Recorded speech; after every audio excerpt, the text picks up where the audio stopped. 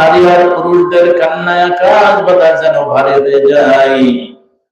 আল্লাহ রাব্বুল আলামিন বলছেন, এই দুর্বল অসহায় নারী আর শিশু, এই অসহায় মানুষগুলি আমারে ডাক দিয়ে বলছে, রব্বানা আখরিজনা মিন হাযিহিল ক্বরিয়াতিল যালিমি আহলুহা।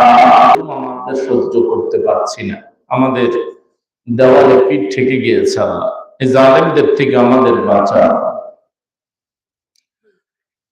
ওয়াজআল লানা মিন লাদুনকা ওয়ালিয়্যা, আল্লাহ তোমার কাছ থেকে আমাদের জন্য সাহায্যকারী পাঠাও, বন্ধু পাঠাও। ওলি শব্দের অর্থ হলো বন্ধু। প্রকৃত ওলি তো তারাই যারা অসহায়কে সহযোগিতা করে, অসহায় বন্ধু যারা তারাই তো প্রকৃত আল্লাহর ওলি। আমরা মনে করি জুব্বা যার বড়, পাগড়ি যার সুন্দর, সেটাই আল্লাহর ওলি। আল্লাহর কাছে বলছে, আল্লাহ তোমার পক্ষ থেকে ওলি দাও, বন্ধু পাঠাও। তোমার বন্ধু যারা, তারা তো জুলুম দেখে চুপচাপ থাকে না, জুলুম আর নির্যাতন দেখে যারা চুপচাপ থাকে, সুন্দর করে জুব্বা টাপি টুপি টাপি পরা, এই মতে করে ওয়াজ করে, এরপরে নিজেকে বড় আলেম পরিচয় দিয়া চুপচাপ থাকবে, এর নাম ওলি নয়।